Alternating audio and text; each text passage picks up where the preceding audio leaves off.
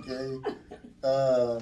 Literally is no pressure. I'm your host, Bangum Bug, and we got a special guest. Go ahead and introduce yourself. Authentic Raw. That's authentic underscore raw on everything. Okay. So I guess tell everybody where you originally from. So I'm originally from Como, Kinshasa, third world country baby from DRC. And I came here I left the real jungles and came to the concrete jungles. That's the way I like to put it. And I've been up and down the East Coast. DMV is where I hopped off the porch. And I ain't stopped moving yet. And now I'm here in Atlanta. Okay. So I guess did you grow up both of your parents? Yes. And like, what's your relationship like with your dad? How can I put it? As I became a parent, I could understand that our parents really are also trying to figure life out.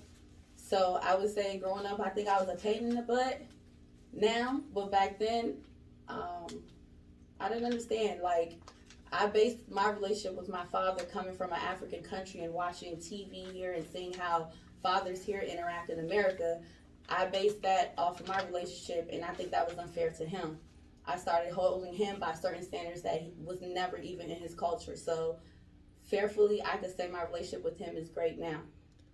Give me an example of a standard that you try to hold him to. Okay, my father didn't agree with the idea of me playing basketball on the court with boys. So where I was thinking around trying to go play ball on the court, if he popped up and he saw me, it was in a sense of I'm outside playing with a group of boys, if you get what I'm saying. And so that turned into what I would consider a humiliating experience, you know. And at that time, I didn't understand. I'm like, dang, I'm just playing basketball. But I understand as I got older why. Why? I think guidelines are important for every woman. Every woman. It's important because it goes into your morals and values. As I got older, I came to understand how it was very valuable to understand time and place where a woman is everything. Okay, so you mentioned you had kids. How many you got? I got 4 of them. For real? Yes. You want some more, or that you done? No, the shop is shut down. Shop is shut down. I spent 13 years with someone who I thought I was going to spend forever with, but it's okay. He's a great father. I'm a newly single mom, and salute to all the single mothers out there. Definitely a journey. Oh, so they all by him? Yes. You might think I'm nosy here. See, No, you can ask. It's okay, because most of the time when I say 4 kids, people think, how many baby daddies? That's the next question they really want to ask.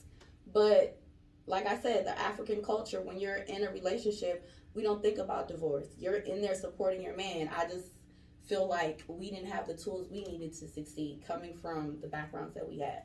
So you was married? You said, were we married? Yeah. No, we were not. So your dad, did he have a problem with that? Absolutely. Absolutely. And did he argue with you about it, or you was just like, I don't give a damn what you talking about?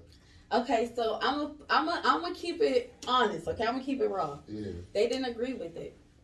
They didn't agree with my relationship. But perspective is key. During that time, that's all I had. That's the only person who had my back. When you're 15 or 16 and you're living out in the streets on your own, and mommy and daddy don't got you, who got you? You on your own? Yeah. Okay, so what would you say the most traumatic experience you had as a child? Culture shock coming to America. How old was you when you came over? 9. Yeah, definitely culture shock, where we appreciated simple things as clothing. It was made fun of. Where I'd be wearing my turtleneck and my overalls, feeling like, dang, I got some clothes. After you've been in the jungle trying to survive for your life, you got made fun of. So, and then there's a language barrier. You get what I'm saying? And then you have your siblings who also don't really understand what's going on. Oh, but I knew. So I was the rowdy one. I was the one who, don't worry, sis, I got this. Don't worry, bruh. I got this. So did you learn how to joke back, or you just started? I threw hands. Okay. I threw hands. When you watch people die as you're coming up and death is around you, it's nothing for me to beat the shit out of you. I ain't gonna kill you, but I'm gonna shut you up. So are you like that with the guys you date? You beat them up? No, absolutely not. The person I had to become to survive outside the home is not the woman I was raised to be. Okay. Something you are thankful to have, and something you are thankful that you don't have to deal with anymore. Okay. Something that I'm thankful to have is my children. Um, Something that I'm thankful that I don't have to deal with anymore is not understanding my self-worth. That's definitely it. So what, you got low self-esteem a little bit? I wouldn't say so self-esteem. I think when you experience certain things, you kind of learn what you're willing to deal with and not. You don't know till you know. Okay, so And go ahead. go ahead. No, go ahead. Go ahead, finish. So with that being said, I think we have to go through certain experiences to know, this ain't for me. I'm better than this. I'm not saying anyone's beneath me, but I know I'm better than this certain situation. Next. And give me a situation that you felt like you was better than. You sure do got them questions, huh? Woo! Yeah, that'll be one that while. Okay, so, one situation that I felt that I was better than was a relationship that was very stagnant. After so long, you get tired of being stagnant. There was no room for growth, so I had to move on. That's the best answer you're gonna get. Push that mic down. Just like push it down like, yeah, and over. Okay, yeah. Make sure you sit up. I don't want to make sure it ain't blocking you or nothing. Cause I can't see behind that little oval thing. I don't think it shouldn't be blocking you though, but it just kind of look like. Okay, so your most valuable relationship and why? My most valuable relationship was my cutty buddy. They definitely set the bar high.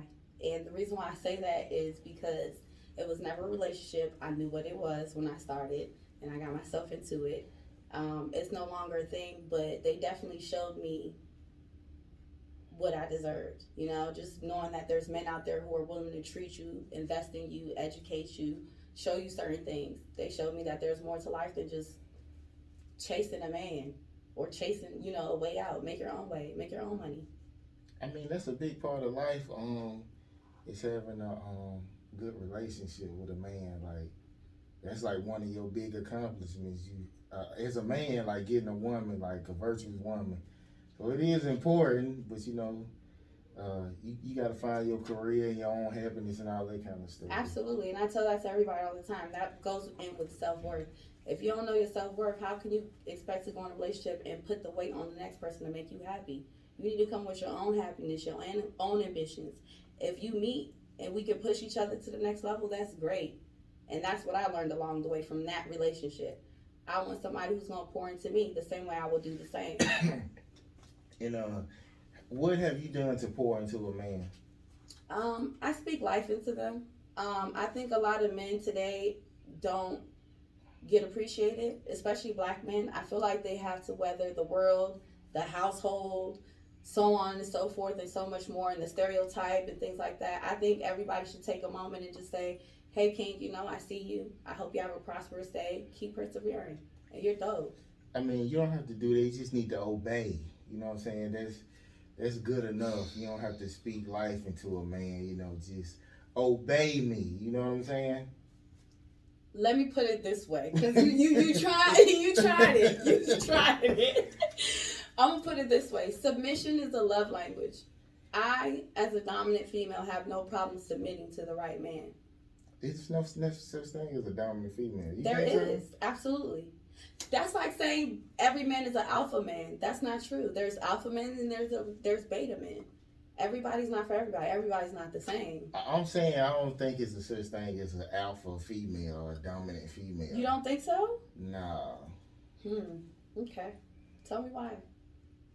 I mean, you have women who like you can get a guy who kind of like is a beta male and he kind of like do whatever you say, but I don't feel like you can just if you meet an alpha, if two alphas meet and you feel like a female's an alpha, she not gonna make this guy bow down if she really an alpha. You get what I'm saying? Oh no, definitely that's not the dominance I mean.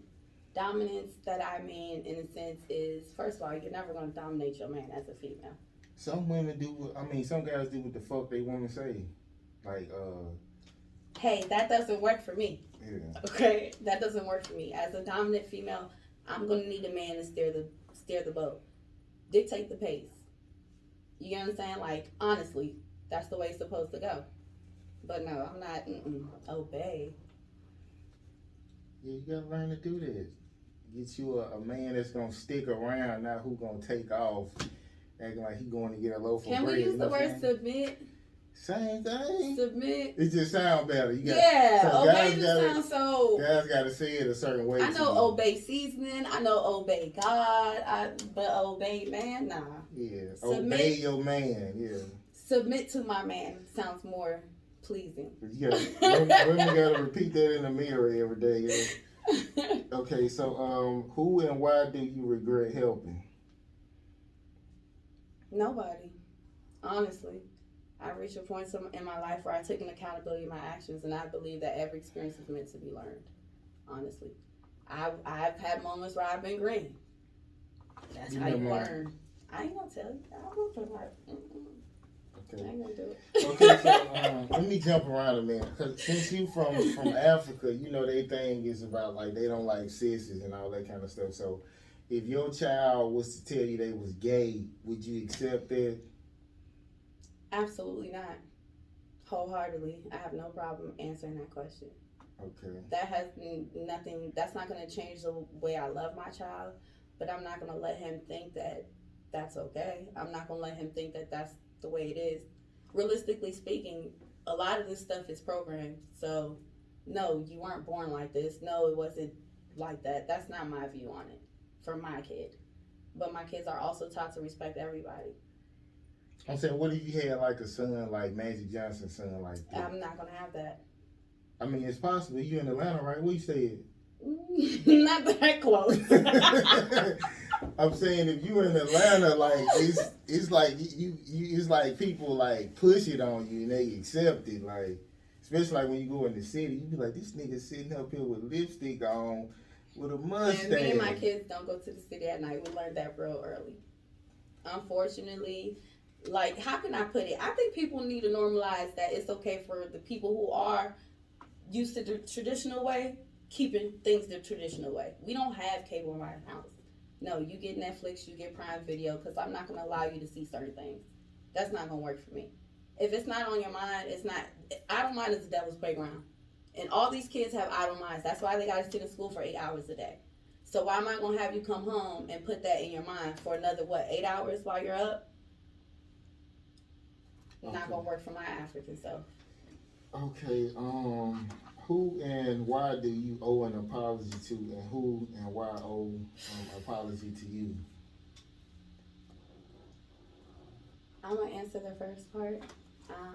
I owe an apology to my kid's dad because there was a point in time where I put a lot of the blame on him for everything that happened. Like what?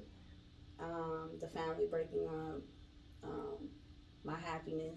I wasn't happy at some point in time. Who left? It was a mutual agreement. Who wanted to leave though? Like, I'm sure there's one person was like, hey, this shit ain't working. Who said it first? Yeah. Okay, honestly speaking, he said it first years before it actually happened. And did you, I guess, try to make it right? Or did you was like, just kept doing the same shit? Oh, he had me twisted. You got me messed up. And I told you, and you back to back? Oh, no. You going, yeah. We 50-50, 100. Come on. Tighten up them boots. They yours too. That's what my mindset was at the time. And the timing that he picked to do it was unbelievable. But later on in life, anyways, we got past that. Things went great, and we came to a point where we understood that it wasn't working out. So here we are. So if he came back, would you allow him to come back? Absolutely not. Why not? My mom always told me when you leave something, you don't go back. When you're done, be done. So when you love Africa, you can go back, right? That's different. That's with people. That's like you don't let. Okay, a snake only sheds its skin to become a bigger snake. So you gonna sit there and wait around to get bit twice? See, that's the thing about families. You know what I'm saying? Sometimes people make mistakes. So I mean, you can, cause my dad actually left before, and you know, my parents still together now. He left when I was young and came back like months later. So sometimes people don't realize what's a mistake, and then when they do, they come back. So I mean, I think it's something to think about to forgive somebody. You don't think so? Absolutely. The forgiveness has been done. The healing is over. And make the family work. Y'all a family. He got that forgiving and healing is understanding that okay, is he done healing? Why should I go back to somebody who's not done healing? He might didn't even need to heal. Because you know, sometimes you can break up with somebody before you even break up with them. You have a 10-year relationship. That's a decade. People constantly change over time. Yeah. Do you know what? And then we started off as teenagers. So think about that. That's a lot of healing to go through. And we were both young. We didn't know what we were doing. We came from two homes that didn't even express love, trying to have a family and trying to build love. Our kids are dope. Example of everything we wanted in life.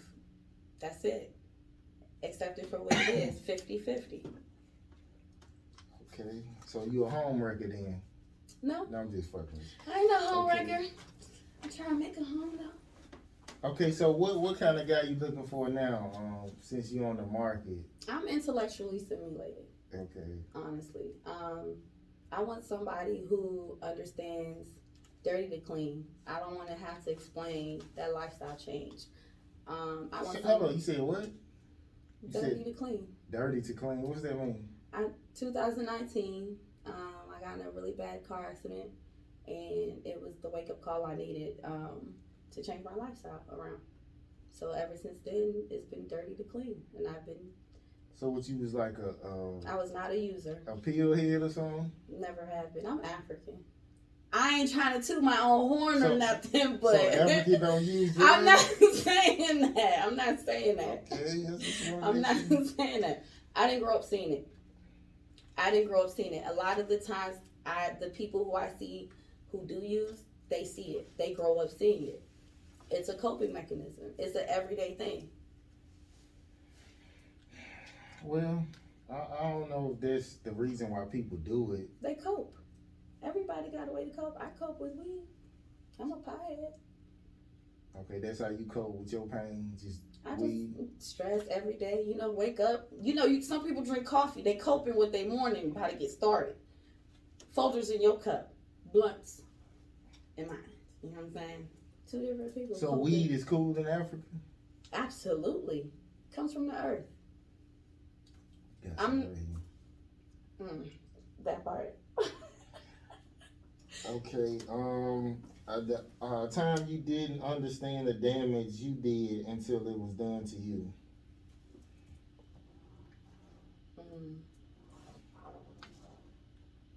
I wasn't a good friend.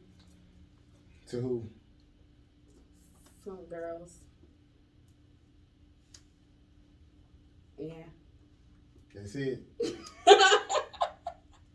I wasn't a good friend because I was consumed in my own pain, and I cut them off, assuming that I didn't even give them a chance to be there for me.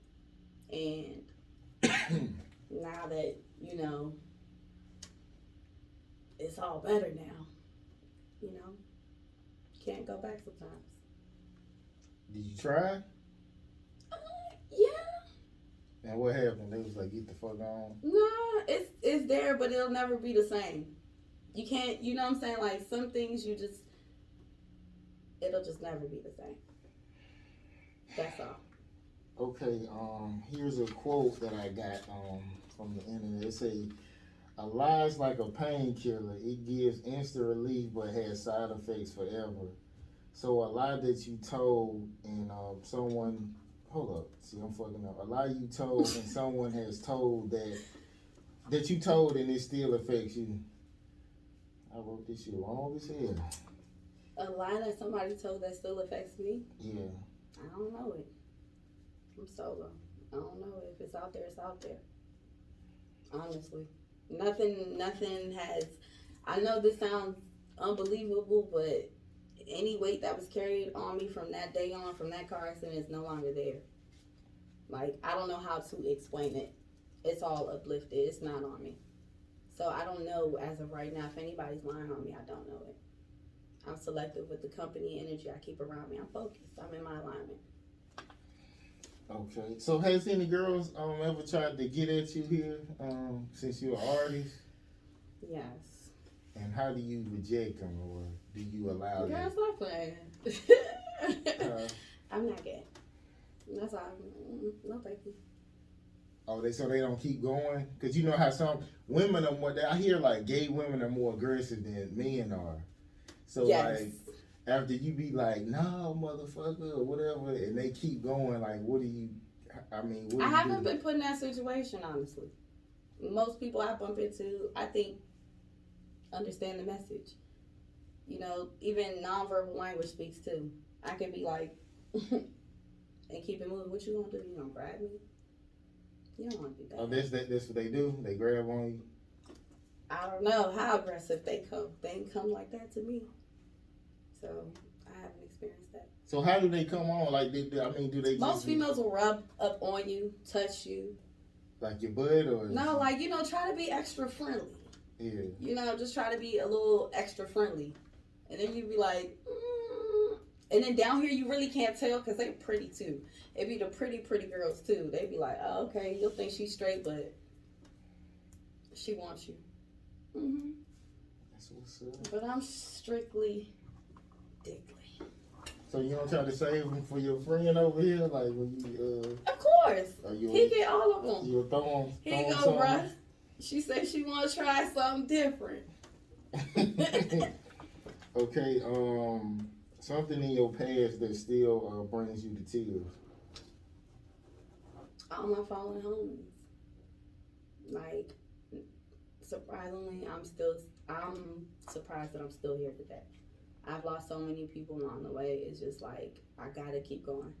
I gotta cross the finish line for all of us. It never fails. Anything else besides death? Okay. Your best and worst life decision. Best decision was choosing to change my life, my whole life around. Worst decision,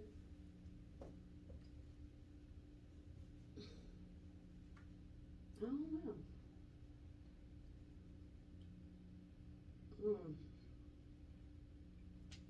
I can't think of one right now. You think your ex was a good decision? Absolutely. He molded me and helped me become the woman I am today. He molded you. What did he do? Like, how he molded? The way he was saying is an empty chalkboard. He's older than me. He got an empty chalkboard. Was he in his 50s or something? No, not that much older. He got me by like 6 years, 6, 7 years. Okay. A time when you was around lots of people and you felt like you was alone.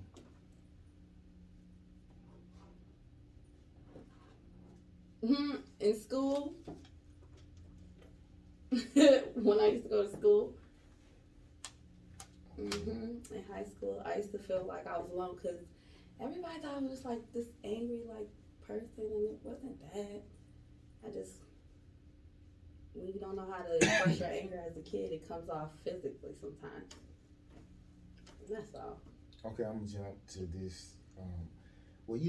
They say like how predators they notice people who are like outcasts or whatever. Like, so did you run into people who might have tried something because they might have knew you felt like you was by yourself? I think it's safe to say, and I'm not saying this like I'm proud, but I was never an outcast. If you think about cliques in high school and stuff, I'm the girl who's gonna walk in the cafeteria, beatbox and freestyle with the guys, go over there chill with the nerds, laugh with the short but shorties. I'm that person. So I wouldn't say I was necessarily an outcast, but I dealt with so much stuff by the time I was in middle school and high school that I wasn't about to take no crap for the same people my size.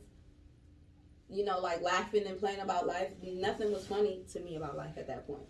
So you're sitting here laughing and playing and thinking you're gonna laugh at my pain. All right, I got something for you. You ever think you should do like comedy? Only when I'm high. Cause you know a lot of comedians, they got like a real dark past, like a real hurtful, like. Nah, that's what music is for. Music is life. Well, I mean, comedians still. I mean, it's something to think about. Okay, your worst cry and why? Um, when I had to forgive myself, when I had to look in the mirror and forgive myself for everything I didn't know and exactly where I was at. At one point in my life, I had to break down and cry to the woman in the mirror. Yeah. Okay, so That's the worst cry. I had the boogers, you know, like the tears, the bubbles. It was just ugh. So have you been in love since you besides your baby daddy? My kid's father. Yeah. Yes. And what happened? Like, what did you do to fuck the shit up? What happened? Okay, is it possible to fall in love with someone's characteristics but know that they're not the right person for you? I ain't never heard of that. Okay, so yes. Okay, so when you experience something new sometimes, it feels good, you know? And I liked it, but when you tell a man, as women, I think we tend to paint our own pictures. So I think we need to listen to men better. When I tell a man this is what I want for my end goal, if you telling me that that's not what you want for your life, what as a woman should I do? Listen, right? Mm-hmm. And do what? Keep it moving, right? Yeah. That's what it is. So what was the end goal? What's your end goal? Marriage. With the man? I want to spend the rest of my life with somebody. I want to experience life. I want to create memories. The loyalty and love that I have to offer is rare and it's real. But I'm saying, okay, let's be real. Okay, so since you don't want no more kids, why would a guy marry you? Like, you want an old nigga who don't want kids? I do like old men. I ain't gonna lie, but no, I don't. I don't want them that old. I feel like when that time comes, we can talk about it. Oh, so you can have kids, you just don't want none? Absolutely. Okay. Shop is shut down. Everything is shut down. So if he loves me and he wants to marry me and we're married and he's like, baby, this is what I want, absolutely. Pay that money, spend that money. Okay. All right then. Okay, something that was unknown and frightening and now it has become your new normal. Change. Like I said, being 16 and having to not depend on your parents, that was frightening. I got used to that. Moving, having to move. A lot of people, you know, I want to say limit their growth because you think, okay, I could stay in my hometown and this is where it's at. Yeah, but you don't know how much further you can grow by removing yourself and putting yourself in a new environment. So change was definitely something that was scary, but now it's my new norm. I'm not afraid to go anywhere or try anything. Okay, something you thought you would never get over. Ooh, heartbreak. It's a phase. Comes and it goes.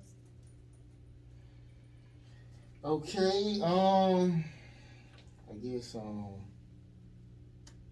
shit, I'm about done with the questions. You Spin my music, DJ. No, that's just Damn, where's the DJ at? He gone. He left before you got here. That's not okay. Okay, so is it something that's off limits, like if you beef with a female? What do you mean? Like you beef with an artist, like if she start talking about your kids or like. I'ma just say this for the record. I ain't looking for no beef. I'm not in no beef, and don't nobody want no beef. God ain't done working with me. Respectfully. So matter of fact, you said God. So what's your religion belief? Like you a Baptist or? You My just mom believe in grew God? up Muslim. My dad was in Christian Science. They done hop religions. I believe in God. That's the best way I'm gonna say. I don't attend. I'm not associated to no religion, church, or anything. But I keep my Bible close, extra close sometimes. But yeah, absolutely. I have a relationship with God, and that's the only thing. That's the only reason for me to still be here today. Honestly. Okay, yeah. It was a story. It was about some 8th grade students. They middle school. They were given an assignment to show sexual likes and dislikes with pizza toppings. So what's your thoughts about that? Come on now. Like, what we really teaching our kids? What we really teaching the next generation? What we really putting on their mind? Come on now.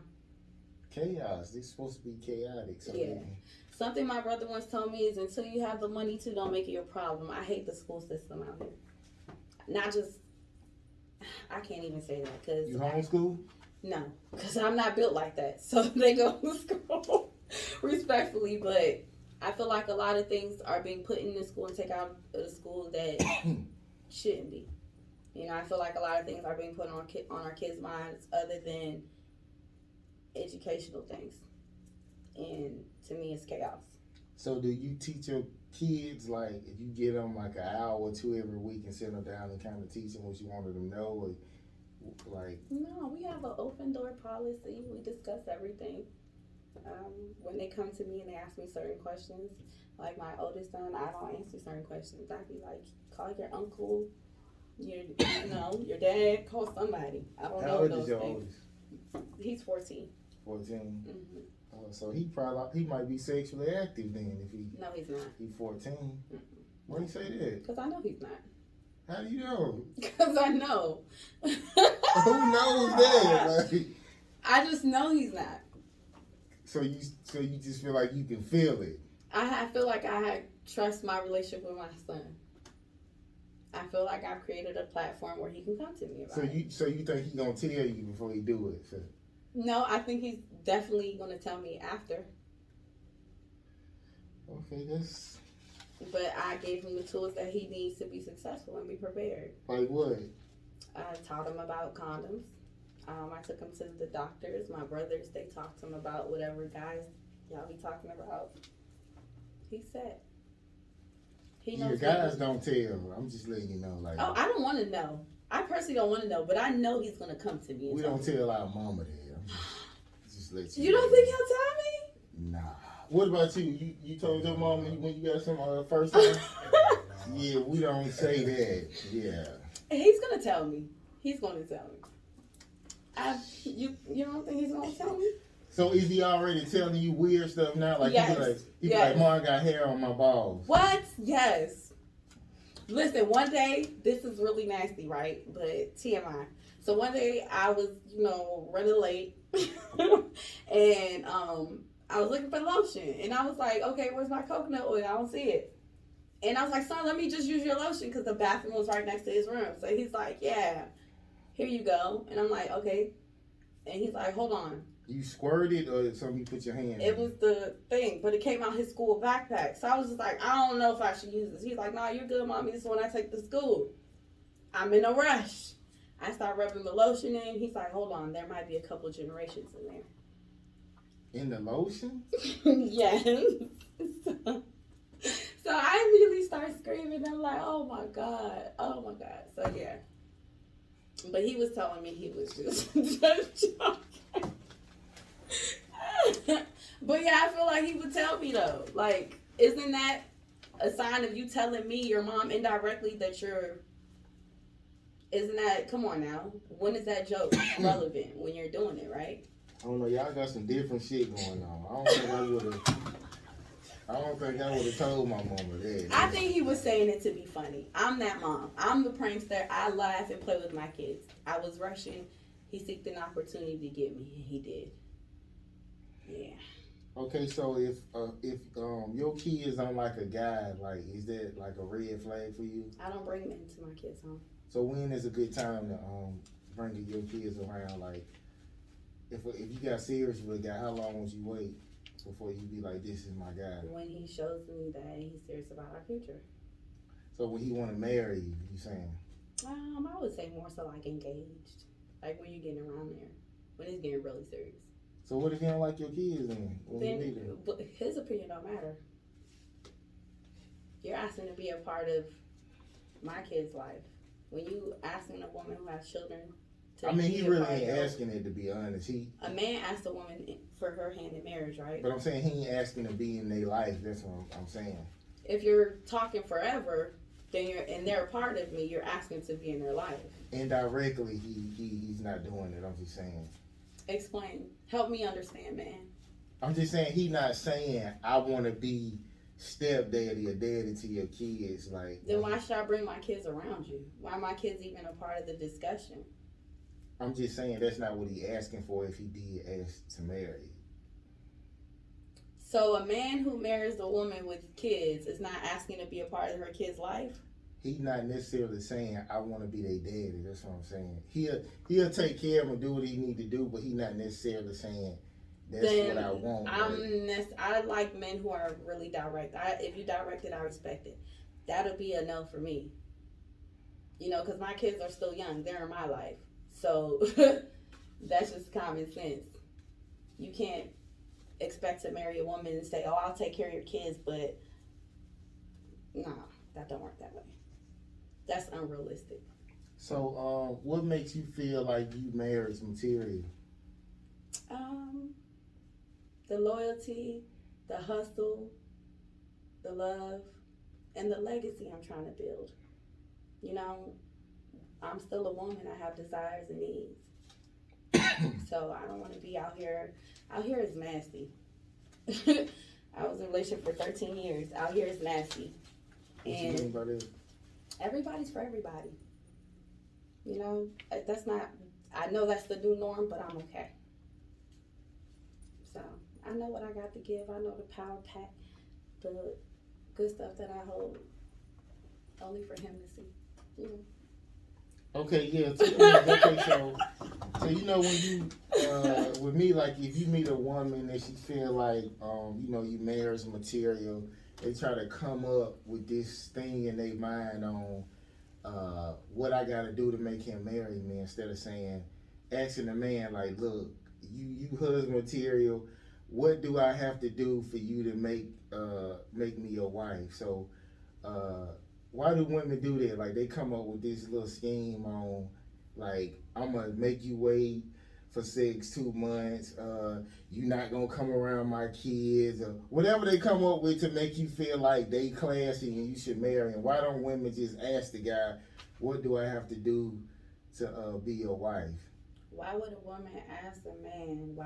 That sounds too much of what do I have to change to fit your world? No, You're asking a woman what I have to do to become your wife? Yeah, like what is you looking for? A man picks his woman, right? Yeah. Okay. So if you know what you want, you know what it's not. If a woman has to ask you, what do I have to do?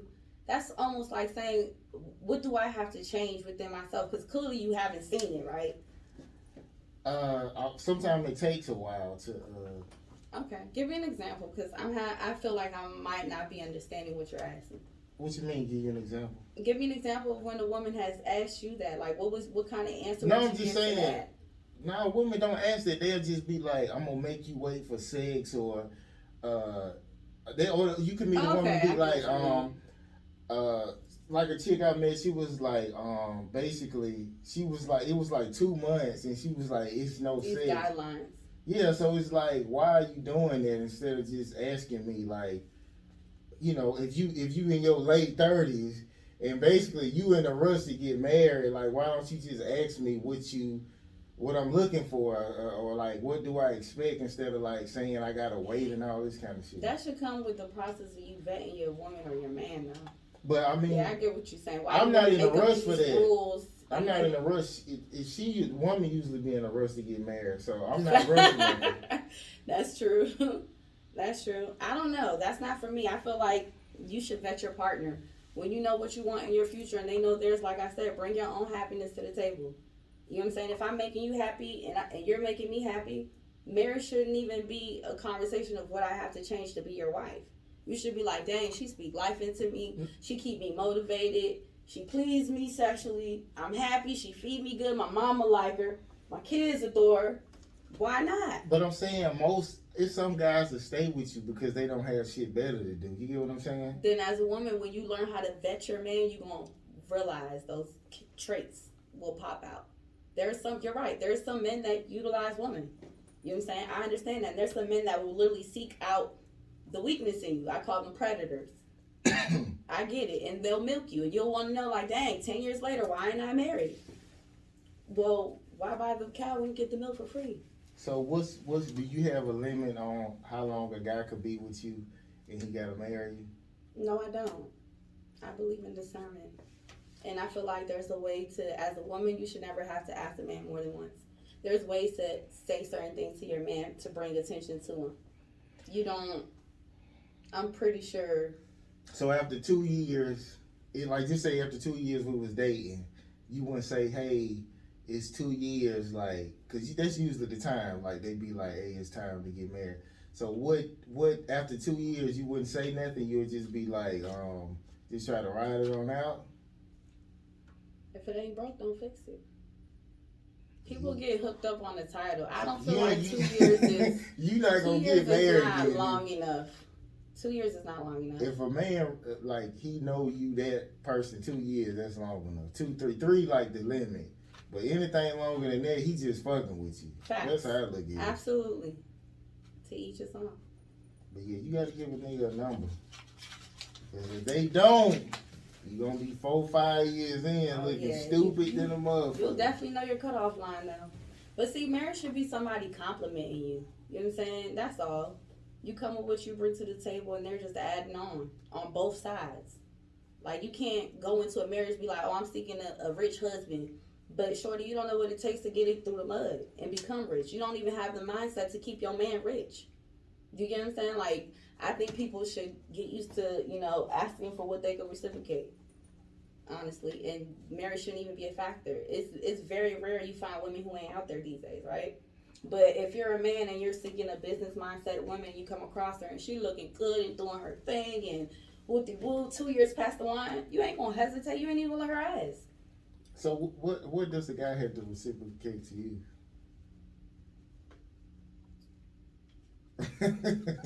I'm curious. Like I said, I'm intellectually stimulated. If you can teach me something new and help me on my vision to legacy, I got you. I'm here. I want to be the type of woman where if you fall, I can catch you. I got your back. You got mine. Do your thing. I'm going to do me. But just know I got you. And loyalty's not a question. So as long as if you're on the same beat, that's what I like. Because another thing I don't like is I don't like someone smothering me. You got to be busy. Be busy with your time. Be about something. We all have a purpose to live. What's your purpose? I'm not your purpose. I'm here to support you as a man, right? Obey, right? Submit to your needs. So Bow down. Submit to your needs so you could be purposeful, right, King? While I do what I do too, right? I mean, yeah, I don't have a problem with that. That's what I want reciprocated. I'd be busy as fuck, so I mean, I ain't never had no woman complain. I be around too much. I get the opposite, like, I don't be around enough. Okay, your best and worst memories of places you traveled. The worst, Ohio. Steubenville, Ohio. I lived there. But, that was the worst. And the best. Why? Why? Yeah. I felt like I stepped back in time. I felt like the little town is a bit cursed, honestly. And It's just like opiate city. You know what I'm saying? It's like you're in a town where it's just full of zombies, and you know, when you're in a small town with generations and stuff in there, think about it. How's that gonna go for you? Huh? How would that go for you? I didn't hear what you said. I kind of like. Oh damn. Well then we done. You said something about a zombie or something. I said I was in Steubenville, Ohio, where it's a town full of zombies. You mean like drug addicts? Mm-hmm. And what comes with that? A lot of fun. Ain't nothing wrong with drug addicts. Hey. As long as they ain't on like PCP or crack or no shit. But like what you mean? See, in different areas, different things. DC, PCP is relevant, where in Ohio, PCP is not relevant.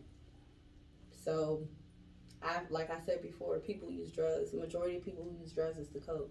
They're trying to find an escape, but the reality is when you come down off your high, you won't come back and bend the block again and come chase that same escape. So why don't you get off drugs then? I smoke weed. Hey, I mean, that's a drug. You should get off of Hey. it. Why? What do you mean? What did we? Matter of fact, so what do you do for a living since you a drug addict? So, oh dang, like that. What do you Like do? that? Far from a drug addict. I'm a pothead. Okay. It's a What I do drug, is I right? sell. No, it's not. It's a plant. I consider it a flower. If it was a drug, I don't think America would start legalizing it. You let your everywhere. kids smoke it? When they get older, if that's what they choose to do in their house, that ain't none of my business. Okay, that's a drug. To you, you really think that weed is a drug? Yes, it's Tell me why. I mean, like if you a smoker, like if you doing, so you think a pilot should smoke? If he can. Is every drug for everybody? Is everything for everybody? I'm just saying when you do it, you can't be on point like you supposed to be. Says who? Like a boxer or a pilot, a truck driver. So you don't want a pothead truck driver drive late at night through. I know a lot of them. Okay, I hear you. Trying to tell you. Let me put it like this. A lot of the most professional people you think don't do. That's the best way I could put it. I don't think weed is a drug. It's a flower. It came from the earth. It's being legalized. It's being solicited in the commercial industry now. It's everywhere. That's not a drug. I think pills are a drug. I think opiate prescriptions. I think perks, PCP, you know, that wet, that zombie juice. Those are drugs. I don't know what these drugs. You think weed is a drug? Yeah. Sorry Some to hear people that. think pedophilia is okay, so I mean, That's definitely. people got their own opinion, you know. Well, you catch me on Art Lungs. Catch my rolling trays, my weed rolling trays on artlungs.com. I make customizable weed trays. Very, very beautiful. So, is it like, do you have to date a guy who smoke? No. You guys have these unrealistic stereotypes and beliefs. I believe like when the right man is sent my way, I feel like I'll trust my judgment and discernment and pursue that relationship. That's not unrealistic. A lot of potheads, like they kind of like, especially the women you meet, like they rather have somebody who they smoke with, like, you know what I'm saying? Not just If my future husband don't smoke, that's not going to be a deal breaker for me. I know where to go. I know how to respect them. That's the thing. People got to understand compromise comes with everything. Okay, so I guess tell us your IG and how to get in touch with you and what projects you got coming on. Authentic_raw is my music page. On there, you're going to hear my new song that's going to be dropping soon, Loyalty Lust. You could go authentic_raw on Instagram, hashtag me on any platform. I'm there. I got Twitter, all that good stuff. For my trays, my rolling trays, Art Lungs, it's my business to give you a customized, relaxing experience. When you go there, you can check out all the nice work and collaborations coming soon. Yep. Okay, so literally there's no pressure. Never. It look like my other guests ain't showing up, but it be like that sometimes. So I guess we'll see y'all next week, man. We out.